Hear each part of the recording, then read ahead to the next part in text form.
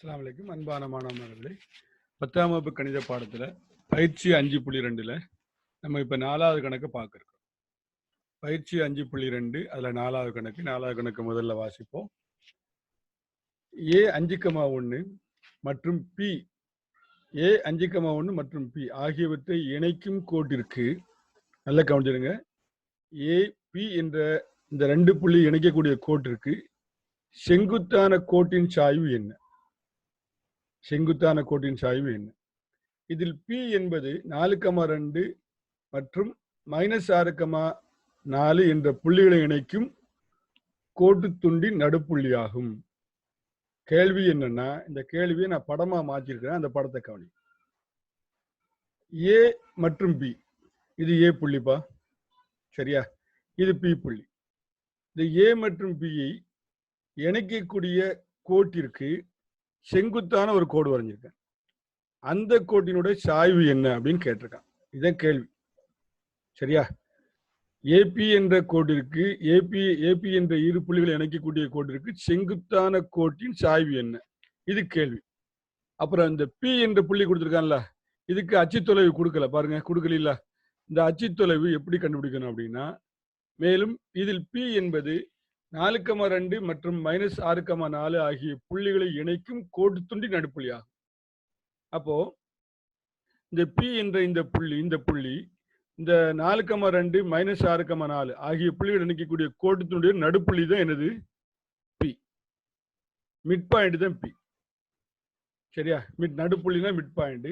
அப்போ இந்த -6,4 4,2 இந்த ரெண்டையும் கூட்டி நடுப்புள்ளி சூத்திரத்தில் போட்டு, இந்த ரெண்டையும் நடுப்புள்ளி சூத்திரத்தில் போட்டு நடுப்புள்ளி கண்டுபிடிச்சா அது P. அந்த P என்ற புள்ளியினுடைய அச்சுத்தூரத்தை கண்டுபிடிச்சதுக்கு அப்புறம் இந்த ரெண்டு கோட்டுக்கும் இணைக்கக்கூடிய, ரெண்டு புள்ளி இணைக்கக்கூடிய கோட்டினுடைய செங்குத்து கோட்டினுடைய சாய்வை கண்டுபிடிச்சிடலாம். அது எப்படின்னு பார்ப்போம். முதல்ல இந்த P கண்டுபிடிப்பேன். நான் அதுக்கு தான் அச்சுத்துறை இல்லை.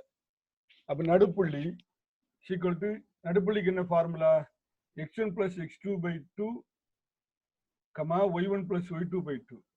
அப்ப நடுப்புள்ளி P என்பது எதனுடைய நடுப்புள்ளி? 4,2 -6,4 இந்த ரெண்டுக்குள்ள நடுப்புள்ளி தான் P. அப்ப இதுல போடலாமா? எது x1 y1? இது x1 y1, இது வந்து x2 y2ன்னு வச்சுக்கிடுவோம். x1 x2 கூட்டணும். -6 + 4 -6 + 4/2, y1 வந்து 4, y2 வந்து 2, 4 + 2/2. இதை சுருக்கணும் அப்படின்னா -6ஐயும் 4ஐயும் கூட்டினா -2, -2/2 கீழே, 4 2ஐயும் கூட்டினா 6, 6/2. இதே சுருக்கணும் அப்படின்னா O2 2, O2 2, -1, O2 2, 3 2 6. அப்போ P என்ற புள்ளியினுடைய அச்சுத்தூரம், P யின் ஆயத்தொலைவு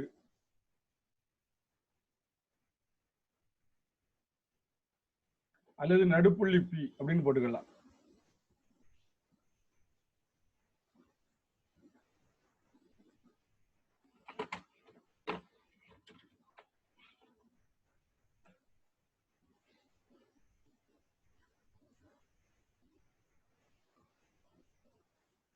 நடுப்புள்ளி P ஈக்குவல் டு -1,3.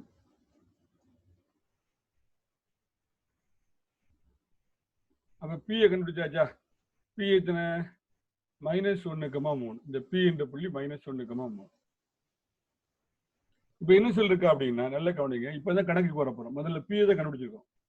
A5,1 மற்றும் P ஆகியவற்றை இணைக்கும் கோட்டிற்கு செங்குத்தான கோட்டின் சாய்வு என்ன? இந்த கோட்டுக்கு செங்குத்தான கோட்டின் சாய்வு என்ன? அப்ப இரு கோடுகள் ஒன்றுக்கு ஒன்று செங்குத்துனா நம்மளுக்கு ஒரு ஃபார்முலா தெரியும். இரு கோடுகள்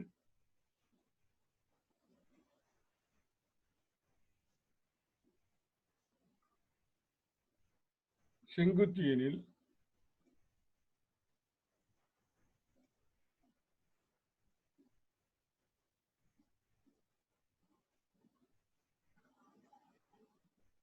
இரு கோடுகள் செங்குத்து, இப்படி போட்டா செங்குத்து எனில் அவற்றின் சாய்வுகளின் பெருக்கல் பலன் -1 நம்ம படிச்சிருக்கோம். m1 into m2 equal to -1 அப்படின்னு நம்ம படிச்சிருக்கோம். சரியா? சரி, இந்த கோட்டுக்கு பேர் வச்சிருக்கோம் இத்தனை ஏபின்னு. அப்ப இந்த கோட்டுக்கு பேர் வைக்கலாமா? இதுக்கு கோடுக்கு பேர் வைக்கணும், வைக்காம கூட ஒரு கோடு தான் சொல்லிருக்கோம். அப்ப இதை சிடின்னு வச்சுக்கிடுவோம். சரியா? இது சிடி. அப்போ முதல்ல எதை கண்டுபிடிப்போம்? இந்த ஃபார்முலால அப்படியே போட்டுருவோம். இரு கோடுகள் என்ன கோடுலாம்? ஏபி என்ற கோடும் சிடி என்ற கோடும் ஒண்ணுக்கு ஒண்ணு செங்குத்து அப்படின்னா முதல்ல ஏபியினுடைய சாய்வு எடுப்போம். அது m1 into m2. m1 சிடியினுடைய சாய்வு m2. ஏபிக்கு புள்ளி எத்தனை? ஏ வந்து 5,1. சரி, அடுத்தது பி வந்து -1,3. சிடிக்கு புள்ளி கிடையாது. அப்ப கவனிங்க, ஏபியின் சாய்வு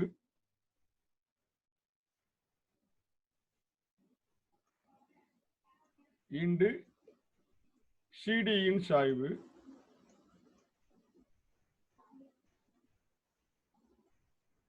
ஈக்குவல் டு -1. சரியா?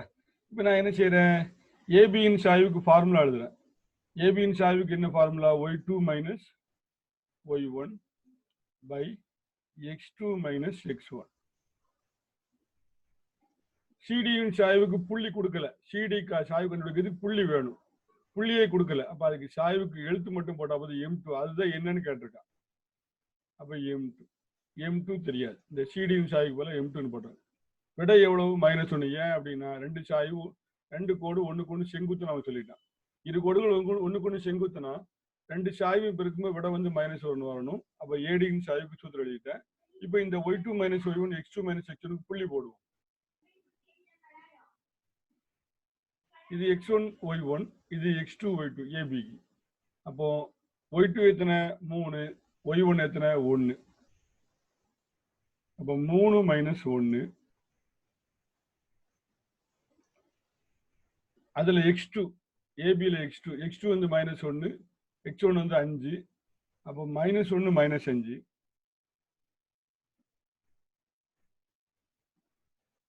Into m2. அதனுடைய சாய்வு தான் கேட்டிருக்கு, அது தெரியாது. -1. 3ல இருந்து 1 கழிங்க, இங்க 2. -1ஐயும் -5ஐயும் கூட்டினா -6 இன்டு m2 ஈக்குவல் டு -1. எனக்கு என்ன வேணும் அப்படின்னா இந்த m2 தான் வேணும். இதை சுருக்கிக்கலாம். 2 2 3 2 6. அப்போ 1 by -3. எனக்கு m2 தான் வேணும், சாய்வு m2 தான் வேணும். அப்ப m2 வச்சுக்கிட்டு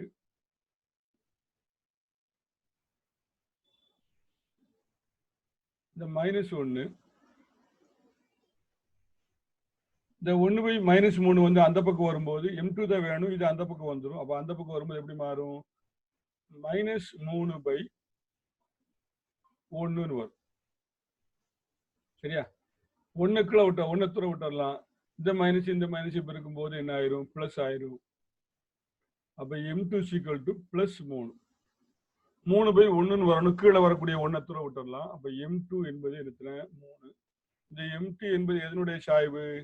இந்த ஏபி கோட்டை இணைக்கக்கூடிய இணைக்கும் கோட்டிற்கு செங்குத்தான கோட்டின் சாய்வு. சரியா? அப்போ therefore சிடியின் சாய்வு கணக்கின்படி சிடியின் சாய்வு எவ்வளவு? m2 equal to 3. அல்லது கணக்கு இப்படி எழுதலாம், அல்லது இப்படி கணக்கு எழுதணும். ஏபி கோட்டை இணைக்கும் கோட்டிற்கு, சரி, ஏபி கோட்டிற்கு செங்குத்தான கோட்டினுடைய சாய்வு எவ்வளவு எழுதணும்? m2 ஈக்குவல் டு 3 அப்படின்னு நினைச்சது எழுதிக்கணும். சரியா? இது எத்தனாம் கணக்கு? பயிற்சி 5.2ல 4வது கணக்கு. பயிற்சி 5.2ல 5ஆம் கணக்கு பார்க்க போறோம். -3, -4, 7,2 மற்றும் 12,5 என்ற புள்ளிகள் ஒரு கோடு அமைந்தவை என காட்டுக. இதான் கேள்வி. முதல்ல இந்த 3 புள்ளிகளை ஒரு கோட்ல போட்டுக்கிறேன். ஒரு கோடு போட்டு அதுல 3 புள்ளி வச்சு முதல் புள்ளி A -3, -4, பி 7,2, சி 12,5 பேர் வச்சுக்கணும். சரியா? இது ஒரு கோடு அமைந்தவை என காட்டணும்னா நம்ம இயற்கையில இதே ஆயத்தொலை வடிவுகள்ல முக்கோணத்தினுடைய பரப்பை வச்சு ஒரு கோடு அமைந்தவன் சொல்லியிருக்கோம். இந்த 3 புள்ளிகளுடைய பரப்பளவு என்ன வரணும்? 0ன்னு வந்தா இந்த 3 புள்ளிகளை அமைக்கக்கூடிய இந்த 3 புள்ளிகளால் உருவாகக்கூடிய முக்கோணத்தின் பரப்பளவு 0னா இது ஒரு கோடு அமைந்தவை அப்படின்னு சொல்லலாம். ஆனா இந்த பயிற்சி 5.2ல நம்ம அந்த முக்கோணத்தினுடைய பரப்பளவு சூத்திரத்தை பயன்படுத்த போறது அல்ல. அப்படி செய்ய மாட்டோம். அதுக்கு போல நம்ம என்ன செய்ய போறோம் அப்படின்னா சாய்வு சூத்திரத்தை பயன்படுத்தி இது 3 புள்ளிகளும் ஒரு கோடு அமைந்தவைன்னு சொல்லலாம். இந்த ஒரு கோடு அமைந்தவை என்பதற்கு முக்கோணத்தின் பரப்பளவுல இந்த புள்ளிகளை போட்டோம்னா விட 0 வரணும். முக்கோணத்தின் பரப்பளவு அப்படின்னாலும் ஒரு கோடு அமைந்தவை தான். அல்லது சாய்வு சூத்திரத்துல பயன்படுத்தி இந்த 3 புள்ளியும் ஒரு கோடு அமைந்தவைன்னு சொல்லலாம். எப்படி அதை பார்ப்போம். முதல்ல இந்த கோட்டுக்கு சாய்வு கண்டுபிடிப்போம். அது M1 வச்சுக்கிடுவோம். ஏபியினுடைய சாய்வு M1ஓட ஏபியின் சாய்வு கண்டுபிடிப்போம். அடுத்தது பிசியின் சாய்வு கண்டுபிடிப்போம். 2 சாய்வு ஒரே மாதிரி இருக்கும். 2 சாய்வு ஒரே மாதிரி. என்ன காரணம்? இது எல்லாமே ஒரே கோட்டில் அமைந்த புள்ளிகள். ஒரே கோட்டு அமைந்தில் உள்ள புள்ளிகள்ல எத்தனை 2 புள்ளிகள் எடுத்து சாய்வு கண்டுபிடிச்சாலும் எல்லா சாய்வு ஒரே மாதிரி இருக்கும். அதுக்கு என்ன காரணம் அப்படின்னா அந்த புள்ளிகள் ஒரே கோட்டின் மீது அமைகின்றன. அதே மாதிரி முதல்ல நான் ஏபியினுடைய சாய்வு கண்டுபிடிக்கிறேன். சாய்வுக்கான சூத்திரம் எழுதியிருக்கேன். M = y2 - y1 / x2 - x1. இப்போ நான் ஏபியினுடைய சாய்வுக்கு ஃபார்முலா எழுதுறேன். ஏபியின் சாய்வு அதே ஃபார்முலா தான். சொல்லுங்க. y2 - y1 / x2 - x1. சரியா? இதுல எது x1 y1? முதல் புள்ளி ஏபி தானே சாய்வு. ஏபி ஏ முதல் புள்ளி. அப்ப x1 y1 இது x2 y2. இதுலயே எழுதிடலாம். y2 ரெண்டாவது புள்ளி, y1 முதல் புள்ளி. அப்ப 2 மைனஸ் y1 -4. இது ஃபார்முலா உள்ள மைனஸ், இது -4 அதுல உள்ளது பை x2 - x1. x2 எத்தனை? 7. அங்க மைனஸ். அப்ப 7 மைனஸ் இது ஃபார்முலா உள்ள மைனஸ், அங்க எண்ணில் உள்ள மைனஸ், நம்பர் உள்ள -3. இப்ப இந்த மைனஸ் என்ன ஆகும்? ரெண்டும் பெருக்குனா என்னதாயிரும்? பிளஸ் ஆயிரும். சரியா? இந்த மைனஸ் என்ன ஆகும்? ரெண்டையும் பெருக்குனா என்னதாயிரும்? பிளஸ் ஆயிரும். அப்ப 2ஐயும் 4ஐயும் கூட்டுங்க, மேல 6. இங்க 7ஐயும் 3ஐயும் கூட்டுங்க, மேல கீழே 10. அப்ப இதை சுருக்கணும் அப்படின்னா 2 6, I2 10.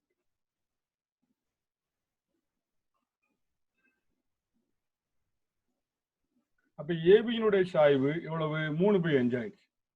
அடுத்தது இன்னொரு கோடு கண்டுபிடிக்கணும். இன்னொரு புள்ளி இருக்குல்ல பிசி, அதனுடைய சாய்வு கண்டுபிடிக்கும்.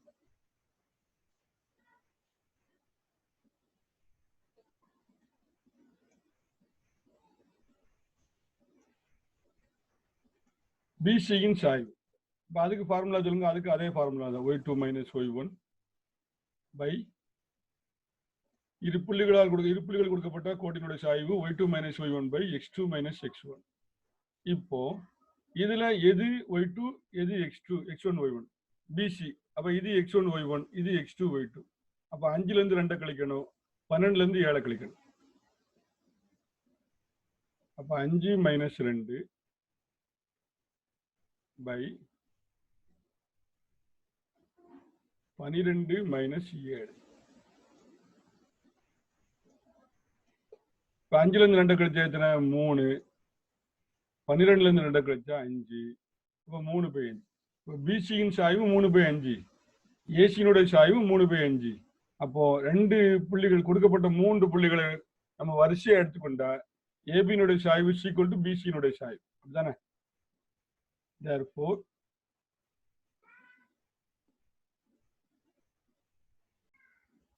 therefore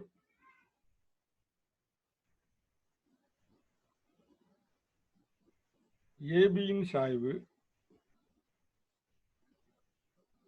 = பிசியின் சாய்வு = 3/5. சரியா? மேலும் ரெண்டுலையும் பாருங்க, ஏபிலையும் பி பொதுவா இருக்கா, பிசிலையும் பி பொதுவா இருக்கு. மேலும் பி என்பது பொது புள்ளி.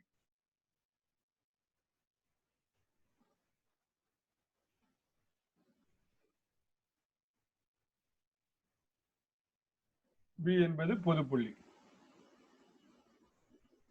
எனவே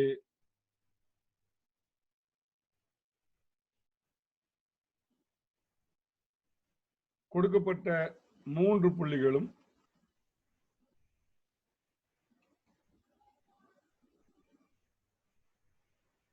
ஒரு கோடு அமைந்தவை.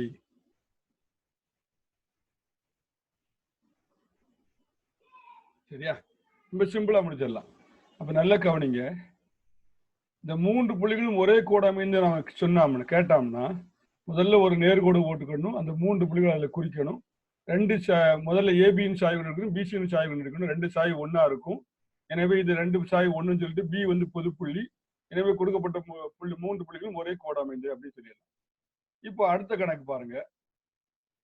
ஏ 3,-1 6ஆம் கணக்கு வாசிக்கிறோம். அதுல 5.2ல ஏ 3,-1 அடுத்த புள்ளி A,3 அப்புறம் சரி 6ஆம் கணக்குல 3,-1 முதல் புள்ளி, A,3 இரண்டாவது புள்ளி மற்றும் -1,3 ஆகியன 3 புள்ளிகள் ஒரு கோடு அமைந்தவை அப்படின்னு நம்ம சொல்லிட்டோம். இந்த 3 புள்ளியுமே ஒரே கோடு அமைந்தவை.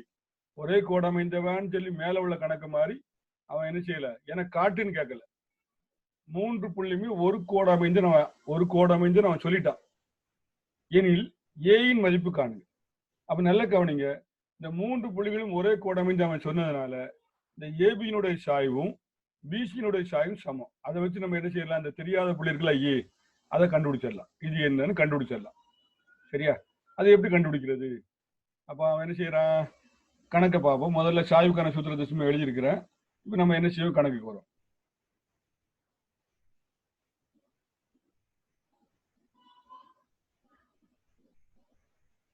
மூன்று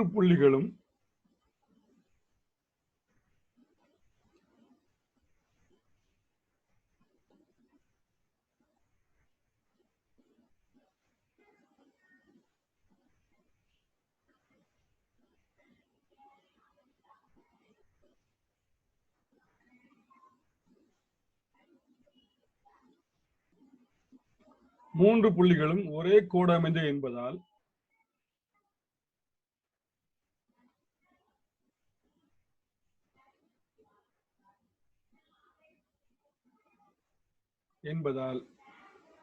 ஏபியின் சாய்வு is equal to பிசியின் சாய்வு. சரியா? இதை முதல்ல எழுதிக்கிடுவோம். அடுத்தது ஏபியின் சாய்வுக்கு சூத்திரம் எழுதுங்க. y2 minus y1 by x2 minus x1 is equal to, அதுக்கும் அதே சாய்வு தான், y2 minus y1 by x2 minus x1. சரியா? சரி, முதல்ல இங்க x1 எத்தனை, இந்த சைடுல உள்ள சாய்வுக்கு பார்ப்போம், ஏபியினுடைய சாய்வுக்கு பார்ப்போம். இது x1 y1, இது x2 y2. அப்போ 3ல இருந்து -1 கழிக்கணும், 7ல இருந்து 3 கழிக்கணும். அப்போ 3 minus of -1 by 7ல இருந்து எதை கழிக்கணும், 3 கழிக்கணும்.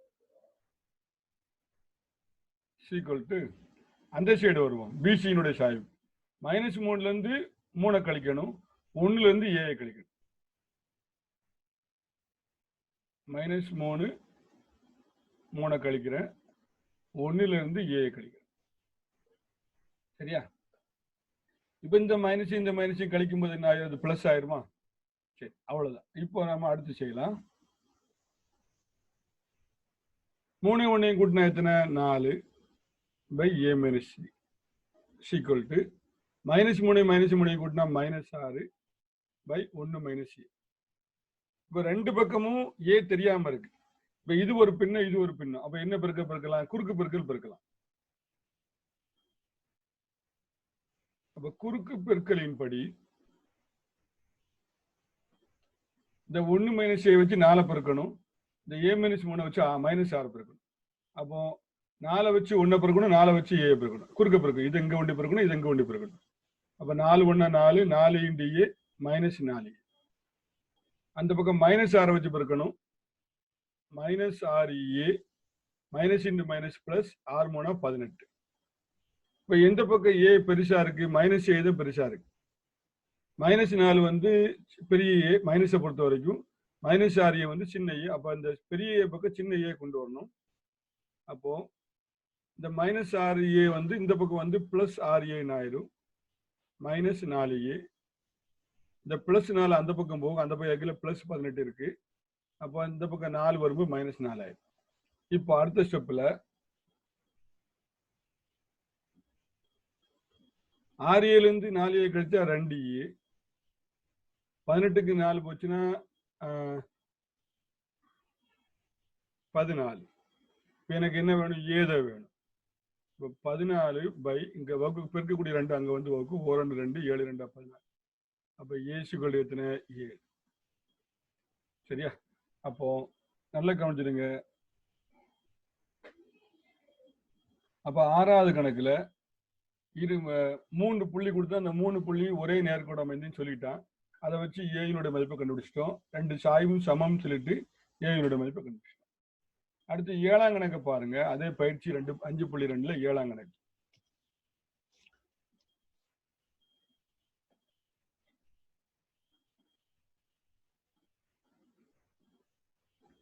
ஏழாம் கணக்கு ரொம்ப சிம்பிளான கணக்கு தான். -2, a மற்றும் 9,3 என்ற புள்ளிகள் வழி செல்லும் நேர்கோட்டின் சாய்வு -1/2 எனில் ஏயின் மதிப்பை காண்க. ரொம்ப சிம்பிளான கணக்கு.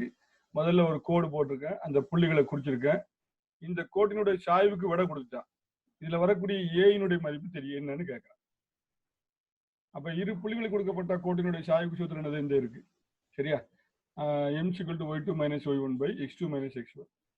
அப்போ இந்த ஃபார்முலா நேரம் போடலாமா? y2 எத்தனை, இது x1 y1, இது x2 y2. y2 வந்து 3, y1 வந்து a. அப்போ 3 - a பை 9 - -2. 9 - -2. என்னுடைய விடை எவ்வளவு? இதுக்கு விடை சாய்வு எவ்வளவு? -1/2. அவன் கொடுத்தாச்சு.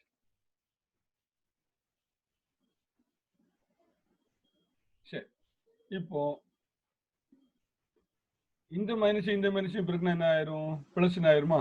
சரி, இப்போ என்ன இருக்கு? மேல 3 - a, கீழே வந்து 9 2ஐயும் கூட்டினா 11 = -1/2. இப்போ குறுக்கு பெருக்கல் பெருக்கலாமா? இந்த 2 வச்சு 3 ஏயும் பெருக்கணும், இந்த 11 வச்சு 1 பெருக்கணும்.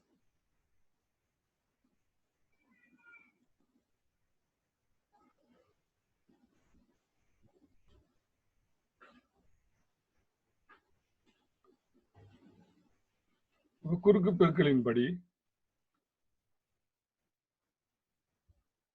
2 வச்சு பெருக்கணும்னா 23 6 -2a. இந்த -1 வச்சு 11 பெருக்கினா -11. இப்ப 2a இங்க கொண்டு வரணும், 11 அங்க கொண்டு வந்துருங்க. ஏன்னா 2a முன்னாடி மைனஸ் இருக்கு, அது பிளஸ் ஆகும். 11 கொண்டு வந்து 6 + 11 = 2a. 6ஐயும் 11ஐயும் கூட்டினா 17 = 2a.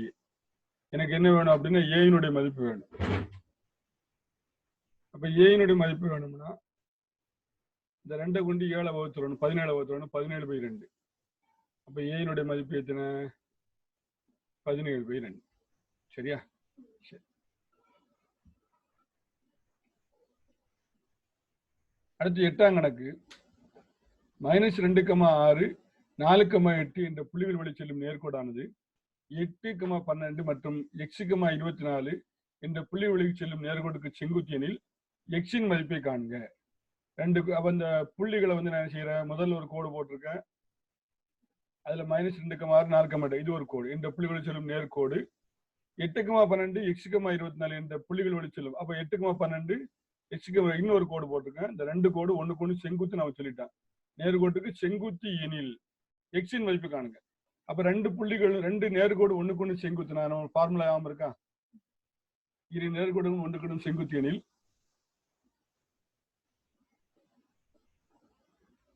இரு நேர்கோடுகள்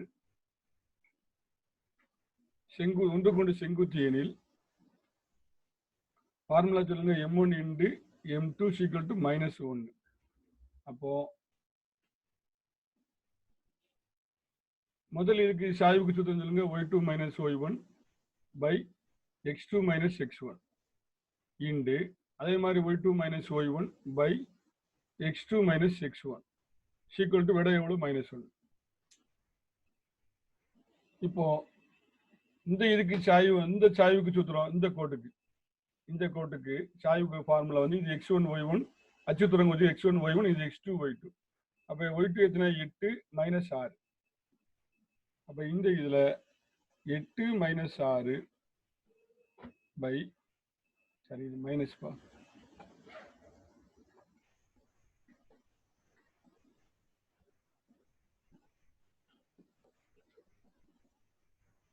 அடுத்தது 4 minus of -2 x2 minus x1 4 minus of -2 into இந்த கோட்டுக்கு சாய்வு கண்டுபிடிப்போம். இது x1 y1 இது x2 y2. அப்ப 24 மைனஸ் 12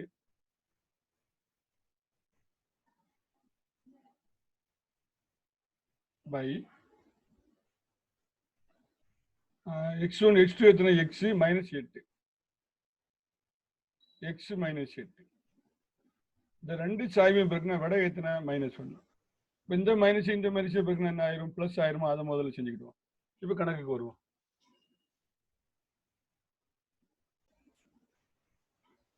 அப்போ இந்த ஸ்டெப்ல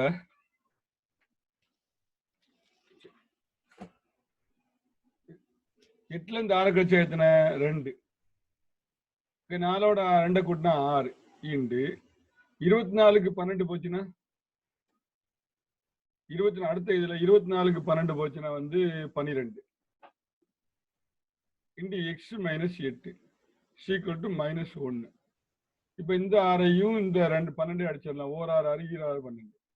அப்ப அந்த மேல உள்ளதும் மேல உள்ளதும் பெருக்கிடுங்க. 2 4 by x minus 8 equal to என்ன வருது -1. எனக்கு தேவை x. அப்ப இந்த x அங்க கொண்டு பெருக்கிடலாமா? அப்படி பெருக்கினா என்ன நடக்கும்? இந்த சைடுல 4 இருக்கும். இந்த x மைனஸ் 8 வச்சு -1 பெருக்கும்போது -1 x பெருக்கும்போது -x ஆயிரும். -1 -8 பெருக்கும்போது +8 ஆயிரும். இப்போ எனக்கு என்ன வேணும்? +x தான் வேணும். அப்ப இந்த -x எங்க கொண்டு வந்துடணும்?